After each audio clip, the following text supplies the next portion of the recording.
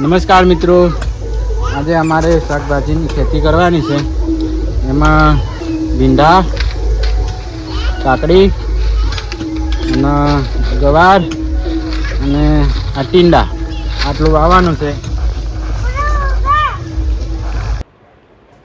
તો ચાલો મિત્રો, હવે આપણે અહીંયા ક્યારા બનાવવા માટે માટી થોડી સરખી કરી દઈએ. મારા પત્નીજી ટ્રીકમ લઈને અહીંયા કામ કરી જ રહ્યા છે. એ એટલું કામ કરે છે. ત્યારબાદ આપણે એમાં દંતાળી વડેથી ક્યારા બનાવી દઈશું. એ પાછળ દેખાય રીંગણા વાયેલા છે. એની પાછળ જે રમી રહ્યા છે એ મારી દીકરી છે અને એક મારી ભત્રીજી છે. એ બંને રમી રહ્યા છે અને અમે અહીંયા કામ કરીએ છીએ. તો હવે હું પણ દંતાળી લઈને આવી ગયો છું. અહીંયા જે થોડા માટીના જે છે ઢગલા એ થોડા અલગ કરી અને એમાં પછી આપણે ક્યારા બનાવી દઈશું. ક્યારા બનાવ્યા પછી આપણે શાકભાજી એમાં વાવી દઈશું. અમે આટલું થોડું ઘરે વાવી દઈએ છીએ, એટલે જેથી કરીને આપણે એમરજન્સીમાં બહાર લેવા ના જવું પડે. શાકભાજી આટલું થોડું ઘણું ઘરે હોય તો આપણે ઘરે ખાવા કામ લાગે.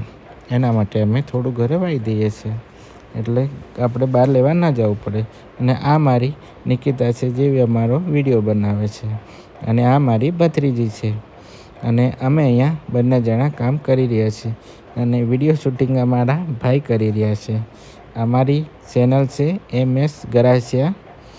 અને અમે પહેલાં જે સોંગ ઉપર એક્ટિંગ કરતા હતા એમાં કોપીરાઇટ આવવાથી અમે હવે બ્લોગ બનાવવાનું ચાલુ કર્યું છે.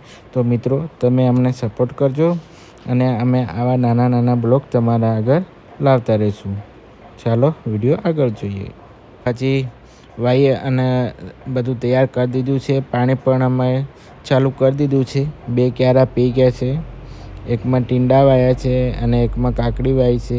એ 2 પાણી પી ગયા છે અને અહીંયા ભીંડા અને ગવારમાં પાણી ચાલુ છે. તો મિત્રો, ગુજરાતી બ્લોગ જોવા માટે અમારી યુટ્યુબ ચેનલ MS ગરાસિયાને તમે સબસ્ક્રાઈબ કરી લેજો. અને વિડીયો ગમી હોય તો લાઈક કોમેન્ટ જરૂર કરજો. જય માતાજી. ફરીથી